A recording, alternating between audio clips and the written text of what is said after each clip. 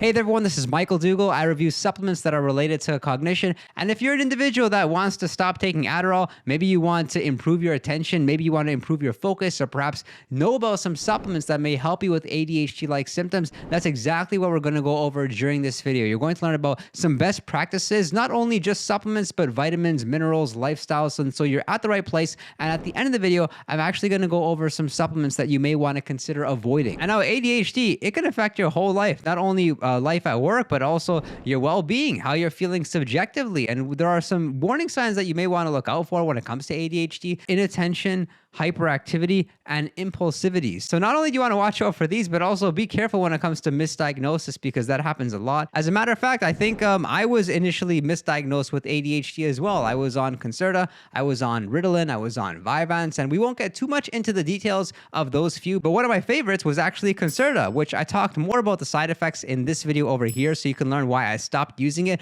But I'm so grateful to find some of these practices, and I feel like you're going to benefit as well. Although something that's unique about ADHD, which you can't say about a lot of other neurological disorders, is that a lot of the times it can actually be solved through diet. Whereas you look at something like OCD, and we actually have research showing that diet can make no difference to your OCD-like symptoms. And this is a great paper here done called Nutritional Supplements for the Treatment of Attention Deficit Hyperactivity Disorder. And they kind of specify like the important vitamins and minerals that you may want to be getting, not only through your diet, but you may want to consider supplementing with if you feel like you might be low on these. But something I really appreciate about this study was they identified what worked with children and what worked with adults. For example, children that had ADHD, they seemed to respond very well to taking melatonin. Their ADHD-like symptoms were reduced, whereas you gave melatonin to adults and there wasn't much of an impact. And this gets into the very first supplement that you may want to consider using would be taking omega-3, specifically taking fish oil. That would be the best form. And as per this paper here, omega-3 supplement is the latest dietary treatment with positive reports. And they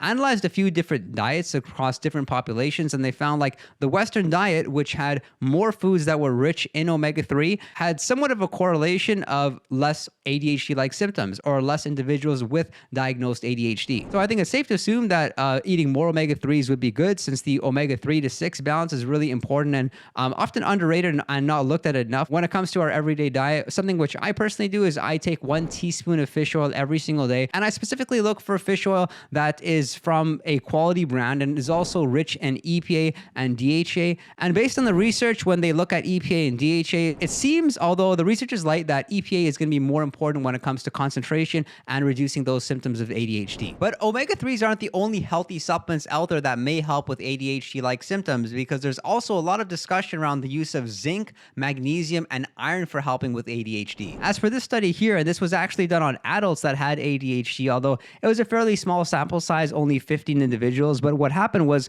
over the span of 12 weeks, they were administered magnesium salt, and they showed that almost half the participants had a significant improvement on the ADHD severity. And so of the three being magnesium, zinc, and iron, I would assume that magnesium would be the least important just based on the research. Like we have that one study. We also have a study that did as well show that magnesium had an improvement, although the participants in that study were consuming magnesium and vitamin D, so we really don't know which of the supplements actually helped. And this table over here actually gives us a really good visual of different supplements, different natural supplements that were used to help with ADHD, and whether or not there was any sort of result. So we can see here on the right-hand side that polyunsaturated fats beat a placebo group. However, there's another study showing that the group that was taking polyunsaturated fat had the same results as placebo. And then we have EPA beating the placebo group, again, EPA being the content that's found in fish oil. And then we have those couple of studies done on zinc and the study that was done on iron, where it had beaten the placebo group. Although this can often be resolved by just making sure that you're getting a quality multivitamin. So you may want to consider investing in a good multivitamin you can take every single day, knowing that it's going to have all the right vitamins, all the right minerals, nothing's left out. Because as we're starting to see, if you get deficient in one mineral, it can really cross-correlate to lower productivity levels. And so outside of vitamins and minerals, you may want to consider looking at your caffeine consumption. There's only positive reports done on caffeine when it comes to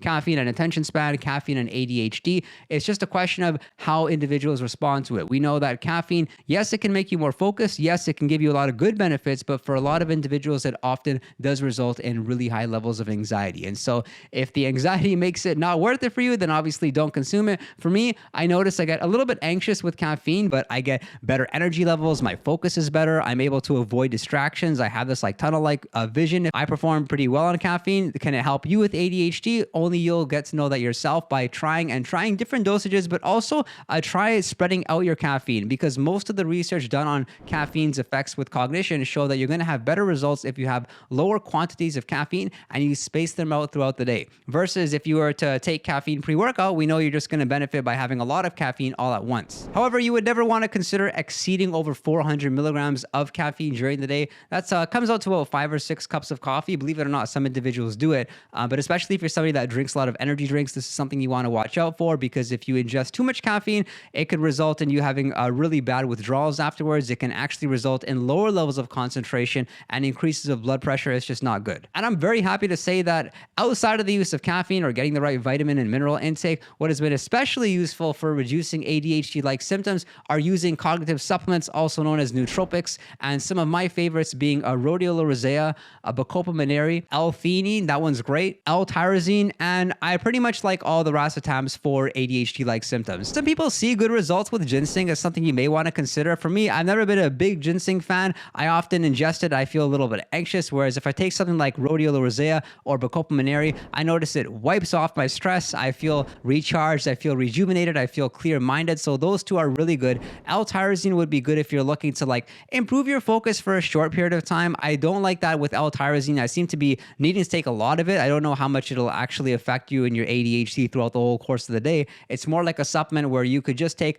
750 milligrams and feel pretty focused for a couple of hours, especially if you use it in a fasted state. And I'm really sad to say we don't have a lot of research which just supports how effective these supplements are. There is some research done on children, though. They had actually found that rhodiola rosea was effective. They found that bacopa monnieri was effective, and they found that ginkgo biloba was effective. And I'm pleased to say that there's some good findings on pramiracetam and aniracetam. We can see aniracetam being more stimulating, and for aniracetam, 750 milligrams twice a day can be particularly effective, well tolerated, and unlikely to cause agitation or other side effects. The way in which I'm using rhodiola rosea and bacopa monnieri on a daily basis is I'm taking 500 milligrams twice a day. I'll take it once in the early afternoon, and then I'll take it once in the late afternoon. I typically spread them apart about 4 hours or so. That works for me. Some individuals like taking rhodiola rosea or bacopa once a day, first thing in the morning. I find like they're refreshing. They recharge me. So I particularly like using them when I'm feeling a bit of fatigue from work. So that's the reason why I space it in that manner. And if you want to know more about those supplements, don't worry. I have a lot of content on my channel so you can know